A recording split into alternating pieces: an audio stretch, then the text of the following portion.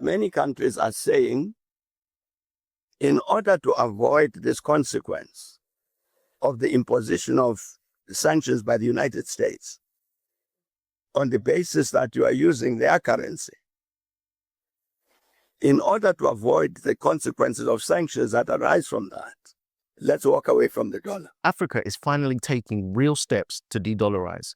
Just this week, 21 nations have joined forces under a new cross-border payment system designed to help the continent trade in its own currencies and reduce dependence on the US dollar. In this video, we're going to break down exactly what's been announced and explore the wider landscape of African trade and finance. This is way more than a video just about cryptocurrencies or a new system. This video is going to help you navigate this transition to a new multipolar, de-dollarized world safely, intelligently, and more financially empowered. If you don't know me, my name is TJ, I'm Nigerian and British mixed, and on this channel, we talk about African geopolitics. So the clip you saw at the beginning was former South African President Thabo Mbeki. His message was clear. The United States has long used the dollar as a tool to influence Africa, applying both direct and indirect sanctions through its control of the global financial system. Today, that warning is finally being heeded. Across the continent, nations are taking real steps to put his words into action. So just this week, a new payment system called COMESA was announced, which marks a major step forward for African financial independence. For the first time, 21 nations across Eastern and Southern Africa will be able to trade directly in their own currencies without converting everything into US dollars. This means faster, more cheaper trade within the continent. Right now, trade across African borders is far too expensive because most African banks rely on overseas intermediaries. Even deals between neighboring countries often pass through foreign systems that take a huge cut. Some transactions lose between 10 and 30% of their value to fees and conversions. The United Nations Trade and Development Agency estimates that trade within Africa costs about 50% more than the global average due to these financial barriers and weak infrastructure. COMESA's new system aims to cut those costs below 3%, keeping money circulating within Africa. This move isn't just convenient, it's absolutely necessary. For decades, African economies have been drained by high transition costs and dependency on foreign banks. A system like COMESA gives local business a real chance to thrive and build regional strength instead of watching profits leak overseas through these predatory transaction systems. It also sends a message to the Francophone nations still tied to the CFA franc, a colonial era currency pegged to the euro, which in my opinion is one of the most predatory neo-colonial systems still surviving today right now on the continent. While there are no CFA franc countries that are part of COMESA, it shows the direction Africa must take, building financial systems governed by Africans for Africans. Liberation must include economic independence.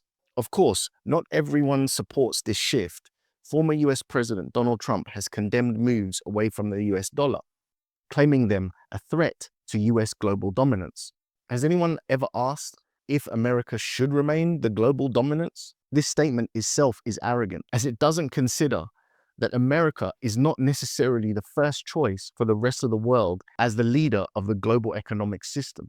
And despite Donald Trump's rhetoric, there are reports of him, his family, and his inner circle participating in lots of cryptocurrency ventures. So while he warns others against de-dollarization, he's also exploring digital alternatives himself, a clear double standard. Meanwhile, African leaders like Burkina Faso's Ibrahim Traoré and Botswana Themba Bako are calling for stronger regional trade and financial autonomy. This is echoing across the continent, and the will is now there. The tools are now emerging, and the continent can start to make real change. COMESA's platform is now one of those tools. Moving away from the dollar would protect Africa from US interest rate shocks, sanctions, and volatile exchange swings. It would also allow African governments to plan budgets more confidently while helping small businesses trade regionally without being strangled by international bank fees. Africa isn't alone in this direction. The BRICS nations, Brazil, Russia, India, China, and South Africa, plus additional members, many of whom are African, are working towards building their own de-dollarized system. Africa can use this global realignment to its advantage and take an active role in shaping the next phase of the financial system. This, right now, is a movement of discovery. The dollar has been the world's reserve currency for nearly a century, but that dominance is fading. The world is becoming multipolar, and Africa has the chance to influence what comes next. I don't know how successful COMESA is going to be, but it is only natural that there is a process of change which will involve trial and error, missteps and victories until the Global South and Africa come to find a system that suits them best. De-dollarization is not about chaos. It's not about destroying America. It's about transitioning to a system that favors the entire world, not just one country. And in this climate, those that adapt fastest will gain the most. Just this week, Uganda announced that it's exploring digital currency options from blockchain-based systems to stablecoins as part of its monetary future. It's a clear sign that African nations are ready to experiment and innovate. But opportunity always brings risk. Every financial revolution attracts scammers and opportunists. That's why education here is vital. Every African citizen and diaspora must understand these technologies, how they work, and what they offer. This is how you're going to stay safe while using them. I'm not here to try and give financial advice, but I will share my approach.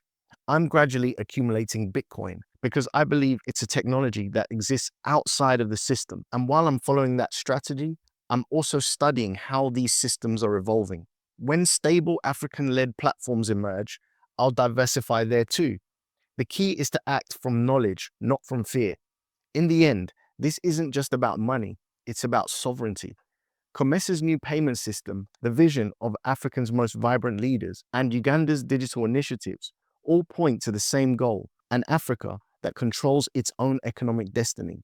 The global order is changing, and this time, Africa has the chance to have a seat at the table. I would love to know what you guys think out there. Please leave your thoughts in the comment section.